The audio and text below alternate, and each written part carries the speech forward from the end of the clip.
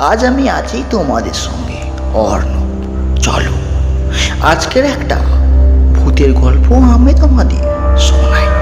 আজকের গল্প হলো বিখ্যাত শেখর বসুর কলমে ভূতের সঙ্গে মানুষের লড়াই।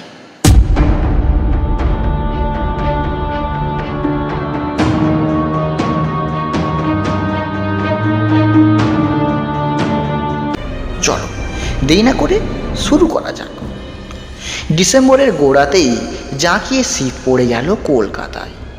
এই শীতে বেলা পর্যন্ত লেপ মুড়ি দিয়ে ঘুমাতে আমার বড় ইচ্ছে করে। দুপুরের চমৎকার রোদে ক্রিকেট খেলতে আমার বড় ইচ্ছে করে। বড় এই দুটো ইচ্ছের বাইরে অনেক ছোট ছোট ইচ্ছেও আছে, কিন্তু এতগুলো ইচ্ছের একটাও মেটানোর উপায় আমার নেই। আজ তো শনিবার, সামনে সোমবার থেকে অ্যানুয়াল পরীক্ষা শুরু হচ্ছে রোমো আর সোমু। রোমো পড়ে ক্লাস 6-এ আর সোমু 3-তে। দুজনের পরীক্ষা শুরু হচ্ছে একসঙ্গে, শেষও হবে একসঙ্গে। সোমুর অবশ্য মধ্যিখানে কয়েকদিন বাড়তি ছুটি থাকলেও খেলার সুযোগ নেই একটু। মার শাসন খুব কড়া। সারাদিন পড়ার পরেও একটুখানি খেললেও গজগজ করে মা। সারাদিন শুধু খেলা আর খেলা, খেলা তো আর পালিয়ে যাচ্ছে না। পরীক্ষার পরে যত পারিস খেলিস, এখন মন দিয়ে পড়, সামনে বড় অ্যানুয়াল পরীক্ষা কিন্তু। পড়ার ফাঁকে ফাঁকে একটুখানি খেলে নিলে পড়া যে কত ভালো হয় এই কথাটা কিছুতেই বোঝানো যায় না মাকে। অগত্যা চোখে জল নিয়ে দুই ভাইকেই আর বইয়ের ওপর ঝুঁকে পড়তে হয়। তবে আজকের দিনটা একটু অন্য রকম। আজ সকাল থেকেই দুই ভাইয়ের মন বড় খুশি। বিকেলবেলায় মা আর বাবা যাবে ঝুমা মাসির বিয়ে বাড়িতে। সেটা ছোট জাগুলিয়ায়, এখান থেকেই অনেকটা দূর। রাত্রিরে আর ফিরতে পারবে না, ফিরবে কাল সকালে। সকাল থেকে মা দুই ছেলেকে একই কথা বলছে 12-10। শোন, ঝুমুর বিয়ে বলেই যাচ্ছি, অন্য কারোর হলে কিছুতেই যেতাম না এখন। তোরা কিন্তু মন দিয়ে পড়বি, একদম খেলবি না। কিরে, পড়বি তো? কথার উত্তরে রোমু আর সোমু লম্বা করে মাথা কাত করছে এক পাশে। এই মাথা নাড়া দেখলেও যে কেউ ভাববে, ইস, এত বাধ্য ছেলে আর বুঝি হয় না। আসল ব্যাপারটা ওদের মাই জানে। সকাল থেকে দুই ভাই মতলব আছে ফিসফিস করে। বিকেলে ব্যাডমিন্টন, সন্ধ্যায় বল টেনিস আর রাত্রিরে টিভির কুইজ। ওদের মতলবের সামনে স্কুলের বইগুলোকে কেমন যেন বড় অসহায় দেখাচ্ছিল। ভাগ্যিস বইরা কথা বলতে পারে না, না হলে ওদের মতলবের কথা এক্ষুনি গিয়ে বই মাকে বলতো। আজ রাত্রির জন্য ওদের অভিভাবক কিন্তু কাকা। পাশের বাড়িতেই থাকে মান্তু কাকা। অভিভাবক হওয়াটা গুরুদায়িত্ব পেয়ে মান্তু কাকা বলল, বৌদি, আপনি একদম চিন্তা করবেন না, একদিনের বদলে 7 দিনই থেকে আসুন। আমি আছি এ বাড়িতে। আপনার বাড়ির 30 সীমানার মধ্যেও একটা চোর ডাকাত আসার সাহস পাবে না। এই কথাটা বলে হাতের গুলি নাচালো মান্তু কাকা। বডি বিল্ডার মান্তু কাকার চেহারা ঠিক দৈত্যের মতো, আর কি মাসাল। ক্রিকেট বলের মতো হাড়গুড়ির দিকে তাকিয়ে মা বড় হাসতে লাগল। আমি চোর তাড়াবার জন্য তোমাকে বাড়িতে থাকতে বলছি না মান্তু। তুমি দেখবে শুধু ছেলে দুটো যেন মন দিয়ে পড়াশুনো করে। যা বাঁদর হয়েছে আজকাল। বাঁদর বললে যে কোনো মানুষেরই বড় রাগ হবে। সোমু আর রোমুর তাই হয়েছিল, কিন্তু ওরা রাগ দেখালো না একটু। রাগ দেখলে মা যদি আরও রেগে গিয়ে বিয়ে বাড়ি যাওয়া বন্ধ করে দেয়।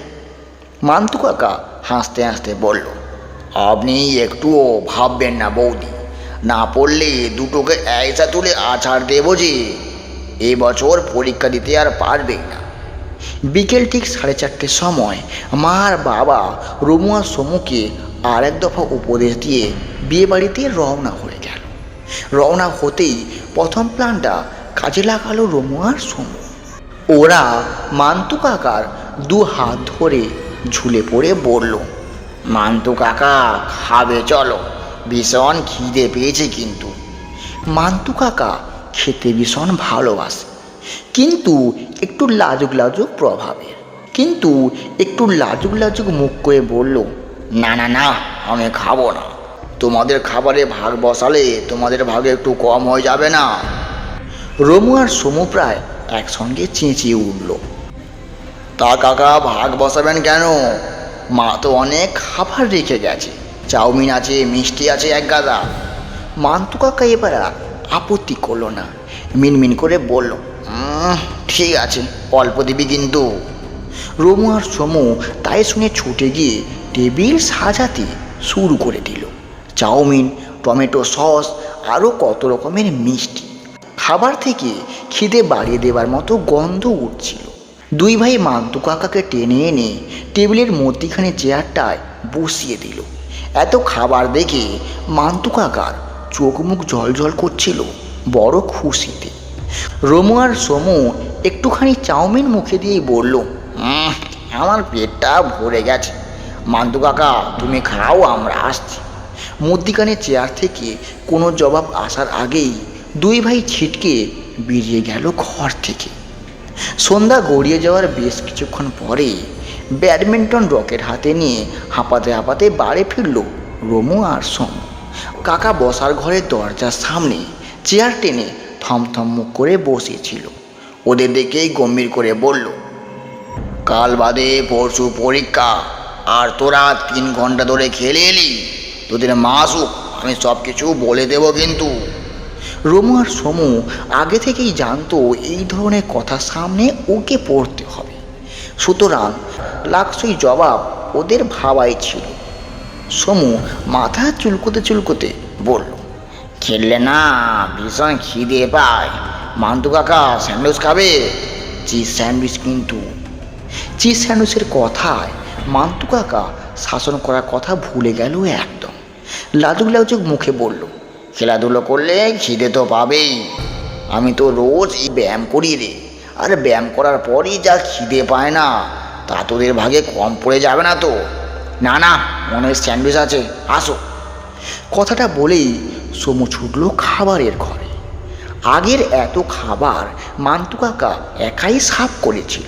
খালি প্লেটগুলো সরিয়ে টেবিলের ওপর চিজ স্যান্ডউইচের ছোট্ট একটা পাহাড় বানিয়ে ফেলল সমু। রমু নিয়ে এলো কৌটো ভর্তি কাজু বাদাম আর সুরেশ মুরগি। খাবার দাবার টেবিলে সাজিয়েই দুই ভাই ছোট্ট একটা শর্ত করে নিল মান্তু কাকার সঙ্গে। শর্ত হলো, একটু বাদেই টিভিতে দারুণ একটা কুইজ প্রোগ্রাম আছে, ওটা দেখার পরই আমরা পড়তে বসবো। কিন্তু তুমি মাকে আমাদের খেলতে যাওয়ার কথা, টিভির কথা বলতে পারবে না। মস্ত বড় একটা স্যান্ডউইচ একসঙ্গে মুখের মধ্যে ভাঁজ দিয়ে মান্তু কাকা বলল, আমি মিথ্যা কথা বলবো কিভাবে রে? চটপট জবাব দিল সমু, তোমাকে মিথ্যে কথা বলতে হবে না, সত্যিও না। তুমি শুধু মাকে বলবে আমরা বড় লক্ষ্মী হয়েছিলাম। কি বলবে তো? স্যান্ডউইচের শেষের দিকটা এক মুঠো কাজু বাদামের মুখের মধ্যে চালান করে দিয়ে মান্তু কাকা বলল, ঠিক আছে, দেখা যাবে, কই তোরা খা। রমু আর সমু এইবারও একটুখানি খেয়েই বলল, পেটটা আমার ভরে গেছে। এদিকে মান্তু কাকা খাবো না করে পুরো খাবারটাই একাই শেষ করলো। তারপর ঢক করে 2 গ্লাস জল খেয়ে বলল, সব কিছুই দুই ভাইয়ের প্ল্যান মতো চলছিল। কিন্তু কপাল খারাপ, টিভি প্রোগ্রামের মাঝেই পাওয়ারটা কাট হয়ে গেছে। এইরকম সময় আলো চলে গেলে সবারই বড় মন খারাপ হয়, যাওয়ার কোনো মানেই হয় না। মান্তু কাকা আর মোড়া ভেঙে বলল, ঢের হয়েছে, এবার হারকিন জেলে পড়তে বসত। কথাটা শুনে দুই ভাইয়ের কানে এলো। কুইজ দেখতে না পাওয়ার দুঃখ নিয়ে হায় করতে লাগলো ওরা। তারপর সমু হঠাৎ বলে বসলো, মান্তু কাকা গল্প বলো তো, একটা ভূতের গল্প বলো। ওর কথায় সায় দিল রমু। মান্তু কাকা হাহা করে হেসে উঠে বলল, কি বলিস? অন্ধকার রাত্রিরে ভূতের গল্প শুনলে তোর আবার ভয় পাবি না তো? না, মোটেও না। ভূত তো আর সত্যি নেই। কে বলেছে নেই? জানিস, জানিস তো ছোটবেলায় ভূতের সঙ্গে আমার একটা লড়াই হয়েছিল একবার। ওহ, সে কি লড়াই! খিলখিল করে হেসে উঠল রুমু। বলল, সেই গল্পটাই বলো মান্তু কাকা। হ্যাঁ হ্যাঁ, বায়না ধরা সুরে ভাইয়ের গলায় গলা মেলালো সোনু। আর একবার হেসে উঠে মান্তু কাকা বলল, দাঁড়া দাঁড়া, ঠিক আছে বলছি, তবে ভয় পেতে শুরু করলে বলবে কিন্তু, আমি এমনি গল্প থামিয়ে দেব। কথার উত্তরে দুই ভাই হেসে উঠল। ঠিক আছে ঠিক আছে, তুমি বলো তো শুনি। শোন তবে, শীতের রাত, বাইরে বোধহয় বেশ কুয়াশা পড়ছে, এক কুচিও আলো ভেসে আসছে না। মান্তু কাকা কেসে গলা পরিষ্কার করে নিয়ে বলল, এটা কিন্তু সত্যি ঘটনা। গল্পের মতো শোনালেও এটা কিন্তু গল্প নয়। গল্পের ভূমিকাটুকু করতেই দুই ভাই মান্তু কাকার গা ঘেঁষে বসলো।